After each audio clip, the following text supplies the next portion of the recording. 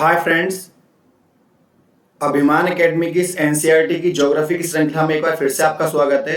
चलिए शुरू करते हैं आज के पहले प्रश्न से। डूरन लाइन निम्नलिखित में से किन दो देशों के बीच की सीमा है? तो जब आपसे डूरन लाइन पूछी गई है तो सबसे पहले आपको ये पता होना चाहिए कि ये हमारा भारत का मानचित्र है और यहाँ पर पहले जब पाकिस्तान हमारा ही हिस्सा हुआ करता था तब भारत और अफगानिस्तान के बीच में थी, लेकिन जब पाकिस्तान अलग हो गया तो आपको ये ज्ञात होना चाहिए कि ये हिस्सा हमारा किसमें चला जाएगा। ये हिस्सा हमारा चला जाएगा, इसको बड़ा कर लेता हूँ थोड़ा सा, पाकिस्तान और अफगानिस्तान के बीच में। तो वर्तमान में डूरन लाइन जो है वो हमारी किस किस के बीच में है? पाकिस्तान और अफगानिस्तान के बीच में है। तो देखिए बड़ा सिंपल क्वेश्चन है, लेकिन ये आपको पता होना चाहिए। भारत की मुख्य भूमि का दक्षिणतम नोक कौन सा है? अब भारत की जो मुख्य भूमि है, जब मुख्य भूमि की बात करेंगे तो इसमें हम अरब सागर में स्थित लक्षद्वीप और बंगाल की खाड़ी में स्थित अंडमान निकोबार द्वीप समूह को नहीं लेंगे। मुख्य भूमि का मतलब है भारत का ये नीचे का हिस्सा जहां तमिलनाडु और केरल स्थित है, ठीक है ना। इसका सबसे लास्ट पॉइंट पूछा गया, ये हमारा हो जाएगा कैप कैमरिकॉन। अगर यहाँ मुख्य भूमि शब्द ना लिखा होता, ठीक है ना, तो हमारा उत्तर होता है इसका इंदिरा पॉइंट। चलिए चलते हैं अगले क्वेश्चन पर। क्वेश्चन है दक्षिणी सीमा में स्थित है लक्षद्वीप समूह स्थित है। तो लक्षद्वीप समूह हमारा कहाँ पे स्थित है? इसमें एक डायग्राम बना लेते हैं हम। तो देखिए ये हमारा यहाँ पर अरब सागर स्थित है और ये हमारा इधर बंगाल की खाड़ी स्थित है। बंगाल की खाड़ी हमारी कहाँ पर है? बंगाल की खाड़ी है हमारी हिंद महासागर में स्थित। हिंद महासागर में, इसको हम इंडियन ओशियन बोलते हैं, इंडियन ओशियन।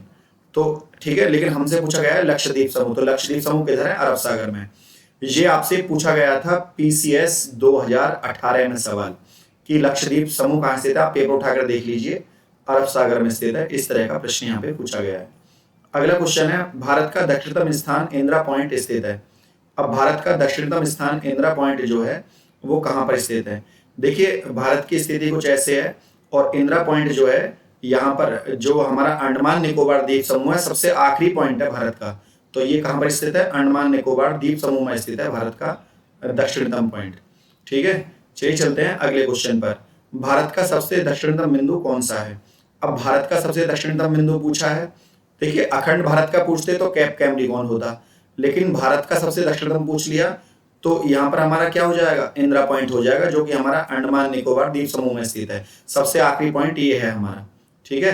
अखंड भारत का पूछते तो नीचे का हिस्सा, जैसे हम कन्याकुमारी गए थे, कन्याकुमारी के पास कौन सी अक्षांश रेखा भारत के मध्य से होकर गुजरती है? कौन सी अक्षांश रेखा भारत के मध्य से होकर गुजरती है? ठीक है ना। तो अक्षांश रेखा की बात चल रही है।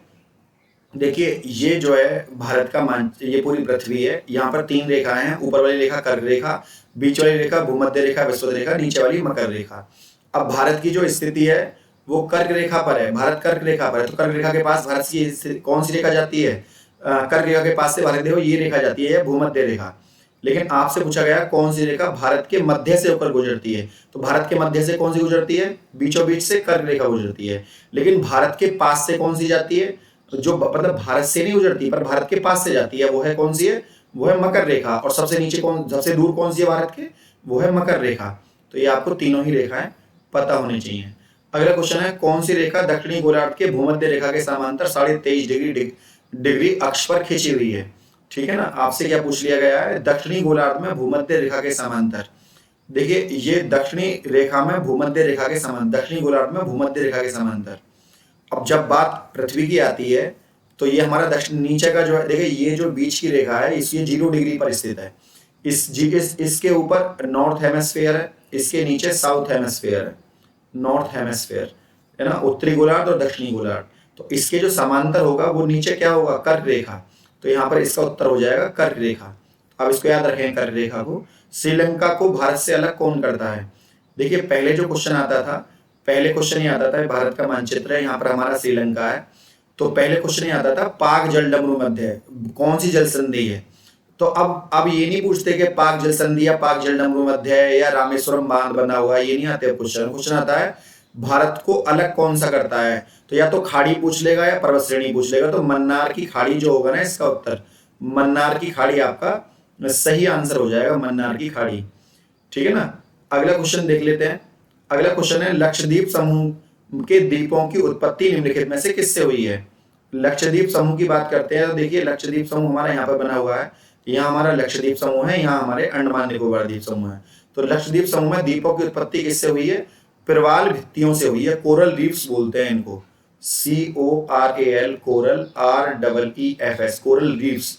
वैसे दुनिया की सबसे बड़ी मूंगे की जो चट्टान है, यहाँ ये पूरी पृथ्वी का मानचित्र है, पूरी पृथ्वी में यहाँ ऑस्ट्रेलिया है, ऑस्ट्रेलिया में ग्रेट बैरियर रीफ है जो दुनिया में सबसे बड़ी। लेकिन जो यहाँ पर प्रश्न पूछा गया है वो आपसे क्या पूछा गया है? यहाँ पर प्रश्न पूछा गया है आपसे कि भारत में लक्षद्वीप समूह में किससे हुई है? लक्षद्वीप की उत्पत्ति हुई है हमारा प्रवाल भित्तियों से। हमने आपको बताया था लक्षद्वीप कहाँ पर है? लक्षद्वीप यहाँ पर है, ठीक है ना, अरब सागर में स्थित है। अगला क्वेश्चन है, निम्नलिखित में से कौन सा एक द्वीप है? तो जब द्वीपों की बात चल रही है तो आपको पता होना चाहिए निम्नलिखित में से कौन सा द्वीप है। तो ये जो द्वीप है ये एक द्वीप है। द्वीप क्या है? एक द्वीप है, बाकी इनमें कोई भी द्वीप नहीं है। अगला है, भारत की स्थलीय सीमा की लंबाई कितनी है? भारत की स्थलीय सीमा की लंबाई कितनी है, ठीक है ना। तो देखिए ये अपना भारत है, ये हमारा तटीय क्षेत्र है। अगर भारत के तटीय क्षेत्र को छोड़ दें, क्योंकि तटीय क्षेत्र की लंबाई ये है 7516.5 या 4.5 है, 4.5 को 5 लिख लेते हैं हम, तो यहाँ 7516। लेकिन ये जब लंबाई आती है तो तटीय सीमा है, ये है कोस्टल बाउंड्री। हमसे क्या पूछा गया है? Land boundary. लैंड बाउंड्री ऊपर का हिस्सा है, ठीक है ना। तो जो भारत, इसके ऊपर का हिस्सा मैं इधर बना देता हूँ। भारत का जो ऊपर का हिस्सा है वो कुछ ऐसे है। यहाँ पर आपका अफगानिस्तान है, पाकिस्तान है, चीन है, नेपाल है, तिब्बत है, म्यांमार, भूटान, इधर आपका पाकिस्तान। तो ये हिस्सा पूछा गया है ऊपर का, तो ये है 15,200 किलोमीटर। यहाँ 1 नहीं लिखा हुआ है, आप इसको 1 मान लें, 15200। मतलब अगर भारत की आपसे लैंड बाउंड्री पूछे तो 15,200 किलोमीटर है लैंड बाउंड्री, लगभग दुगनी है, तटीय सीमा की लगभग दुगनी है। तो तटीय सीमा के हिसाब से ही आप इसको जो है यहाँ पर देख लें, तटीय सीमा के हिसाब से। तो जब आपसे ये पूछा गया हो कि भारत की स्थलीय सीमा कितनी है, तो आपके दिमाग में आइडिया आना चाहिए कि लैंड बाउंड्री ज्यादा है, जमीन से ज्यादा जुड़ा हुआ है भारत, और पानी से कम जुड़ा हुआ है। पानी इसका लगभग आधा है, 7516.5। अगला क्वेश्चन है, भारत के किस राज्य में नागार्जुन सागर बांध है? इसकी मैं आपको एक बेहतरीन ट्रिक बताता हूँ। देखो, नाग और अर्जुन को अलग कर दो। शेषनाग भगवान कृष्ण से जुड़ा हुआ है, अर्जुन को उपदेश दिए थे भगवान कृष्ण ने गीता में। तो देखिए, जब भी बात नागार्जुन की आए तो आपका ध्यान किस पर जाना चाहिए? कृष्ण पर। इसका मतलब है कृष्णा नदी। तो नागार्जुन सागर बांध कहाँ पर है? कृष्णा नदी पर, सबसे पहली बात। अब किसी को नाक काट ले आदमी, कैसा हो जाएगा? अंधा हो जाएगा। तो आंध्र प्रदेश में है बांध। कहाँ पर स्थित है? आंध्र प्रदेश में। चलिए चलते हैं अगले क्वेश्चन पर। निम्नलिखित में से किस राज्य में होकर कर्क रेखा नहीं गुजरती है? कर्क रेखा गुजरने की मैंने आपको एक ट्रिक बताई थी, अगर आपको याद हो तो वो ट्रिक है गमछा झार मित्र पर, है ना। तो जैसे गुजरात, मध्य प्रदेश, छत्तीसगढ़, झारखंड, राजस्थान, मिजोरम, त्रिपुरा, पश्चिम बंगाल। तो देखिए इनमें उड़ीसा नहीं है, तो उड़ीसा जो है यहाँ पर सही आंसर होगा। आप इसका स्क्रीनशॉट ले सकते हैं। निम्नलिखित में से कौन सा स्थान भूमध्य रेखा के निकटतम स्थित है? अब भूमध्य रेखा के निकटतम पूछ लिया है, मैंने आपको पहले ही बताया था कि भारत कर्क रेखा पर स्थित है। अब भारत के पास में कौन सी रेखा जा रही है? भूमध्य रेखा। लेकिन आपसे उल्टा पूछ लिया, आपसे पूछ लिया भूमध्य रेखा के पास भारत का कौन सा है। अब भारत का सबसे लास्ट पॉइंट कौन सा है? इंदिरा पॉइंट। तो इसका ऑप्शन हो जाएगा सी। अगला क्वेश्चन है, भारत के उत्तर से दक्षिण तक लंबाई कितनी है? भारत की उत्तर से दक्षिण तक लंबाई कितनी है? देखिए, भारत नॉर्थ टू ईस्ट ये है 3214 किलोमीटर, और ईस्ट टू वेस्ट भारत है 2933 किलोमीटर। तो यहाँ पर आपसे पूछा गया है उत्तर से दक्षिण, तो यह 3214 किलोमीटर, बी ऑप्शन सही होगा। अगला क्वेश्चन है, वर्तमान में भारत के किस स्थान को सफेद पानी के नाम से जाना जाता है? देखिए, सफेद पानी भारत में कहते क्यों है, पहले तो आप ये समझ लीजिए। जो सियाचिन ग्लेशियर है, हम बहुत ठंड पड़ती है, जहां हमारा भारत चीन से अभी पैंगोंग झील के पास अभी लड़ाई हुई थी, ये हिस्सा जो है हमारा कहाँ पे आता है? ये सियाचिन में आता है, यहाँ पर, है ना। वैसे तो वो कुछ हिस्सा उसका लेह और लद्दाख में पड़ता है, लेकिन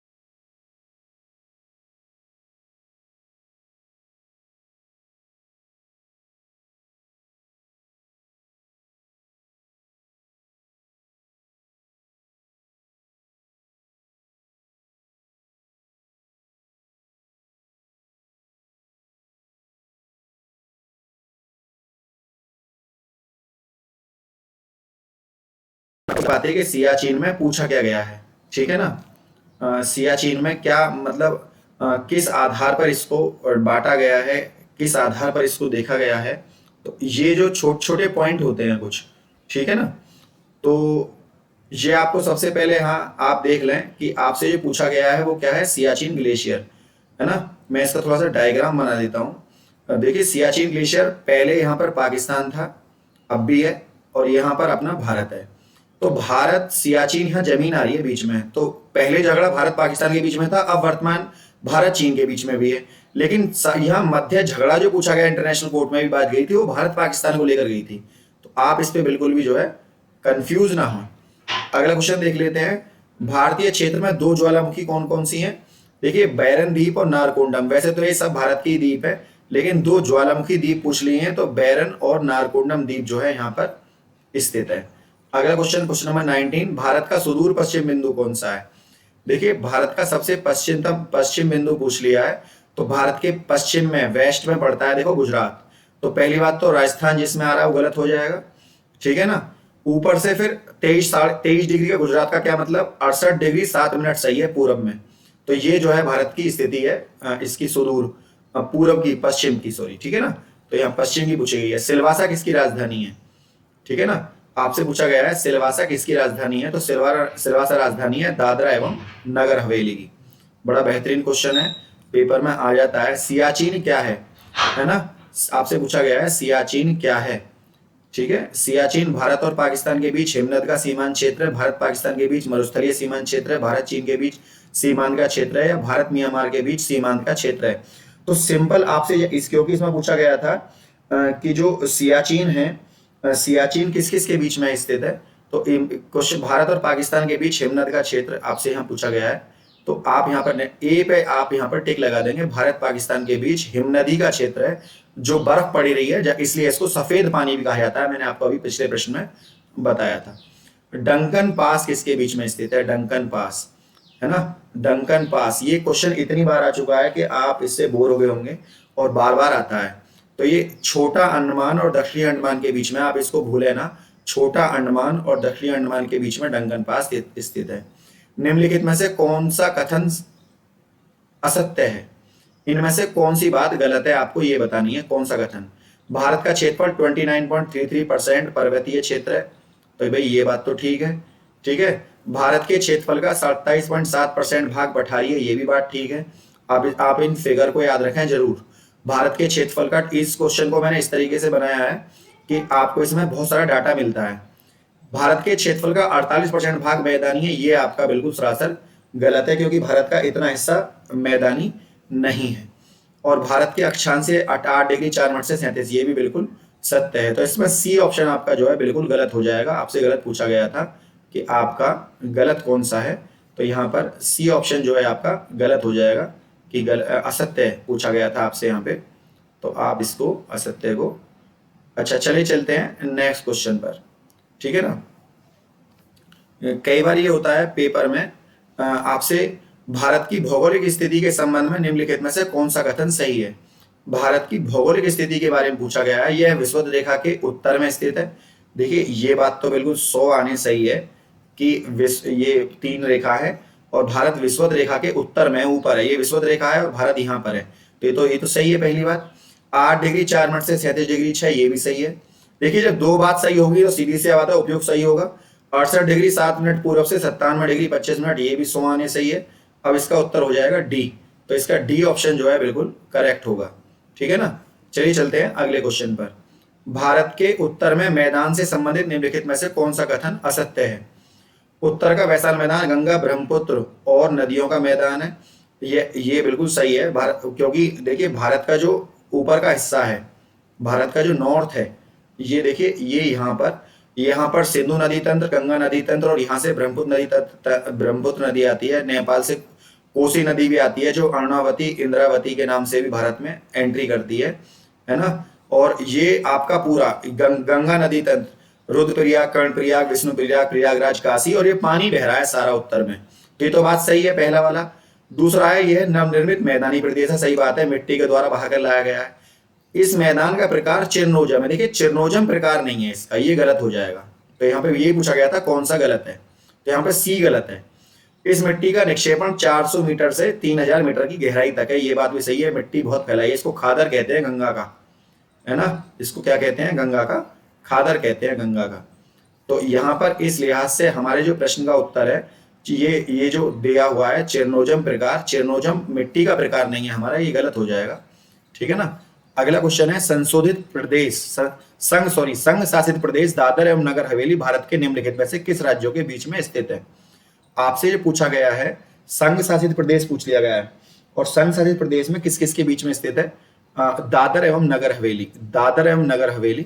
देखिए ये यहाँ पर मैं कुछ इस तरह से बनाने का प्रयास करता हूँ, गुजरात, ये गुजरात है, महाराष्ट्र है, और यहाँ पर दादर और नगर हवेली है, तो गुजरात और महाराष्ट्र के बीच में दादर, और देखिए इसकी स्थिति जरूर समझा करें, ये गुजरात या महाराष्ट्र इसके बीच में, ठीक है ना, ये है। अगला क्वेश्चन देख लेते हैं। अगला क्वेश्चन है निम्नलिखित में से कौन सा कथन सत्य है, कौन सा कथन सत्य है। देखिए भारत उत्तरी गोलार्ध में स्थित है, ये बात तो करेक्ट है कि भारत जो है कर्क रेखा पर स्थित है, सीधी सी बात है उत्तरी गोलार्ध में ही होगा। इसकी स्थिति, भारत की आकृति चतुष्कोणीय है। आप जब भारत का मैप बनाते हैं तो आप देखते हैं भारत की एक दिशा ऐसे जा रही है, एक ऐसे जा रही है, एक ऐसे जा रही है, एक ऐसे, तो भारत चतुष्कोणीय है, 4 कोण बन रहे हैं भारत में, ये बात भी सही है। क्षेत्रफल की दृष्टि से 7वां स्थान है, ये तो 100 आने सही है। जनसंख्या में दूसरे नंबर पे, ये भी सही है, जल्दी ही पहले नंबर पे भी आ जाएगा। अब इसका आंसर हो जाएगा उपयुक्त कथन सत्य है, तो इसका ये आंसर करेक्ट होगा, डी। अगला क्वेश्चन है निम्नलिखित में से राज्यों के क्षेत्रफल के अनुसार क्रम में रखे हुए सही विकल्प का चयन कीजिए, है ना। आप देखिए इनमें सबसे बड़ा कौन है, इनमें सबसे बड़ा है राजस्थान, तो इसको आप पहला नंबर दे दीजिए, राजस्थान पहले पर है। राजस्थान के बाद दूसरे नंबर पर हम क्या देंगे, मध्य प्रदेश दूसरे नंबर पर है ना। फिर आंध्र प्रदेश तीसरे नंबर पर है, और ये चौथे नंबर पर है। इसका मतलब है पहले पर थर्ड आएगा, पहले पर थर्ड देखिए इसमें नहीं है, और पहले पर थर्ड बाकी तीनों में है। दूसरे पर मध्य प्रदेश आएगा, तो देखिए इसमें दूसरे पर महाराष्ट्र लिखा हुआ है, ये भी गलत है ना। तीसरे पर आंध्र प्रदेश आएगा, और यहाँ पर महाराष्ट्र लिखा हुआ है, ये भी गलत है। बचा कौन सा हमारा, डी ऑप्शन करेक्ट बचा। देखो ये इसको बोलते हैं एलिमिनेशन मेथड, पीसीएस में बहुत काम आता है, आप ध्यान रखना इसको। 4 दक्षिणी राज्य आंध्र प्रदेश, कर्नाटक, केरल, तमिलनाडु में से कौन सा सबसे अधिक भारतीय राज्यों के सीमावर्ती में है, ठीक है ना। तो सबसे अधिक कौन सा है, आपसे पूछ लिया 4 दक्षिण, आंध्र प्रदेश है, कर्नाटक है, केरल है, और आपसे ये पूछा गया है, तो इसमें सबसे अधिक के आंध्र प्रदेश, कर्नाटक, केरल, तमिलनाडु में से कौन सा सबसे अधिक भारतीय राज्य के सीमावर्ती क्षेत्र में है ना। तो यहाँ पर मैं कुछ स्थिति बनाने का प्रयास करता हूं आपसे, आंध्र प्रदेश और कर्नाटक, है ना, आंध्र प्रदेश और कर्नाटक की जो स्थिति है ये इस तरीके से। तो आपसे पूछा गया है सबसे ज्यादा पास में कौन है, तो ये देखिए ये स्थित है, 4 दक्षिण राज्य हैं, कौन सा भारतीय राज्यों के साथ सीमावर्ती है, तो भारतीय राज्यों के साथ सीमावर्ती ये दोनों हैं, आंध्र प्रदेश और कर्नाटक। क्योंकि आपसे यहाँ क्वेश्चन जो पूछा गया था आंध्र प्रदेश कर्नाटक का पूछा गया था, ये आपका सही हो जाएगा, ठीक है ना। चलिए चलते हैं अगले प्रश्न पर, और ये आज का आखिरी सवाल होगा, ध्यान से पढ़ें। पटना का स्थानीय समय कितना है। पटना का जो स्थानीय समय है भारतीय मानक समय से आगे है, भारतीय मानक समय से पीछे है, वही समय जो भारत का मानक समय है भारतीय मानक समय से संबंधित नहीं है। ये हल्के में ना लें आप इस सवाल को बिल्कुल भी। सबसे पहले तो आपको पता होना चाहिए कि जो भारत का समय है वो यहाँ इलाहाबाद में उत्तर प्रदेश है, यहाँ पर उत्तर प्रदेश में, यहाँ पर उत्तर प्रदेश में एक जगह है इलाहाबाद में नैनी, वहां से पूरे जो वैसे तो विश्व का जो समय है वो इंग्लैंड में एक जगह है ग्रीनविच, इसलिए उसको ग्रीनविच मीन टाइम कहते हैं, वहां से लिया गया है, लेकिन भारत का इलाहाबाद के नैनी से लिया गया है। लेकिन पटना का स्थानीय समय पूछ लिया है, वो भारतीय मानक समय से थोड़ा सा आगे है, ठीक है ना। तो पेपर में इस तरह की चीजें आ जाती हैं। तो फ्रेंड यदि वीडियो आपको अच्छी लगी तो वीडियो को लाइक शेयर और चैनल को सब्सक्राइब करना ना भूलें। आज के लिए इतना ही, जय हिंद जय भारत। और ये लिंक दिए हुए हैं, इन पर आप थोड़ा सा ध्यान दें, आपको सारी ही जानकारी इस पर देखने के लिए मिल जाएगी। टेलीग्राम चैनल ज्वाइन कर लें, फेसबुक ज्वाइन कर लें, यूट्यूब चैनल को सब्सक्राइब कर लें, इंस्टाग्राम पर आप हमें लाइक शेयर और करें, ठीक है ना। तो ये सब चीज